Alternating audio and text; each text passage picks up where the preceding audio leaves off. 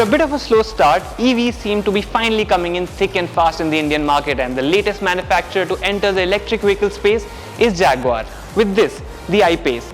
Now Jaguar had already announced his intentions to launch the I-Pace in India a while ago, and we've actually extensively driven the car as well, the link for which you can find on the top right corner of your screen.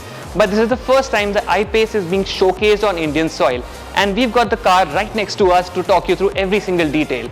But before we get to that, as always, do remember to subscribe to the channel and don't forget to click on the bell icon so that you get notified every time we go live with a video on AutoToday.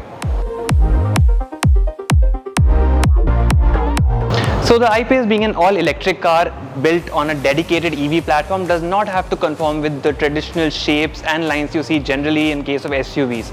So it's a very unique approach Jaguar has taken for the styling of the car.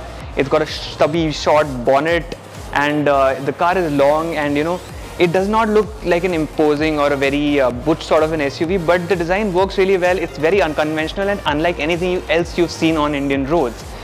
Starting off with the front, you get this signature Jaguar look, very familiar. We've seen similar styling in case of other Jaguar cars. These lights are all LEDs, of course, and these are LED matrix headlamps. The grille gets this nice studded pattern. Jaguar will offer you multiple options, so you can have an all black finish or a carbon fiber finish.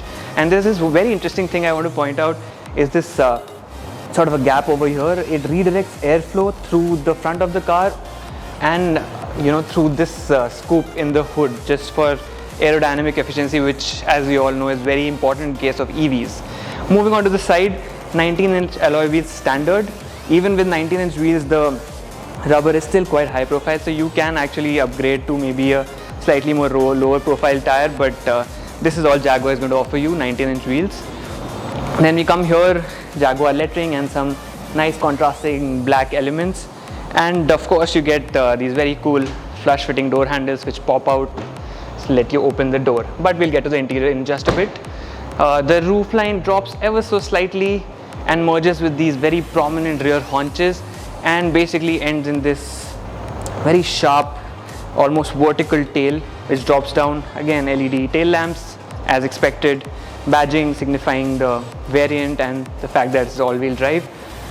The boot, electric opening, you can pop it like this, and there's about 557 liters of luggage space in here, but without this space saver spare tire. And let's talk more about the interior of the car, the space, the features and everything else that you get inside.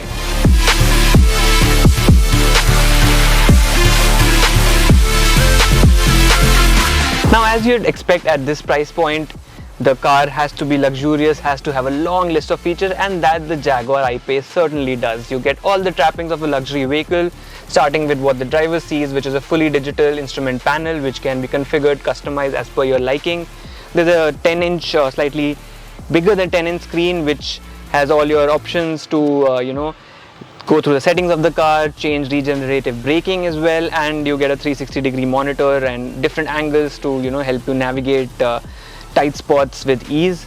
Moving down, you get this very cool looking display for the climate control setup. There is a choice of a 2-zone or a 4-zone climate control depending on what you prefer, and it's a semi-digital sort of a display, so you still get physical buttons which I quite like to control the temperature and other functions, and this display to figure out the way you want to redirect the airflow, rear, front, everything else.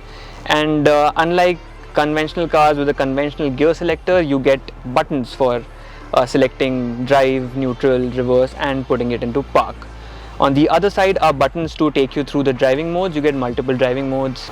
We'll get to that specifically in a full-fledged review which we'll do later on. For now, I'll just show you the buttons here, and right under that is the buttons, the controls for the adaptive air suspension. So you can play around with the height of the car, so the ground clearance will vary between 134 mm, which is the lowest, and can go up to 230 mm in the off-road mode to give you the most amount of ground clearance to help you tackle all the rough stuff in case you want to take your all-electric expensive Jaguar I-Pace off the road. These seats finished in this tan shade. Again, you have multiple options to choose from, multiple seat options to choose from. There's even an 8-way electrically adjustable or 12, 14, 16, multiple options. heating functions, and you can just customize the car as per your liking. And for audio, you have Meridian supplying the audio system. Again, 2 options depending on which trim you select. And apart from that, inside the car, the feeling of space is quite nice. Again, it does not give you that proper SUV feel of sitting high up and having a good view of the bonnet or anything, but it still feels airy, still feels spacious, especially with this all glass sunroof. It's a fixed glass sunroof. It does not slide open, and I personally think that's quite all right, because Indian weather conditions aren't very sunroof friendly. Let's get to the rear seat and show you the kind of space you get in the back. Well, if you're planning to spend time in the rear seat of the Jaguar I-Pace, then you will generally be quite happy with what you get. Let's start with the space. The seat is adjusted to my height, which is 5'8" for reference, so even after that you get plenty of space to stretch out your legs. Knee room is quite ample. The seats themselves are comfortable, and there's enough thigh support for me at least. Headroom is slightly restricted, and I'm guessing taller passengers, individuals who are 6 feet or more, might be a little unhappy with the amount of headroom you have. But what helps the Jaguar I-Pace's case is the fact that the glass roof, which I pointed out earlier, extends all the way back, so it does help enhance the feeling of space within the cabin. Like I said, you get aircon controls for both passengers, and you get Type-C charging ports as well, and you also get USB ports in this seat. There's this armrest with cup holders, and that's actually about it when it comes to the features and the space in the rear. Coming to the technical specifications of the I-Pace, the battery pack is a 90 kilowatt-hour unit. It's a twin motor setup, so you have one motor for each axle, giving it all-wheel drive capabilities. Peak power output is close to 400 bhp, and peak torque is a very healthy 696 Newton meters, which means the I-Pace is quick, as expected. How quick?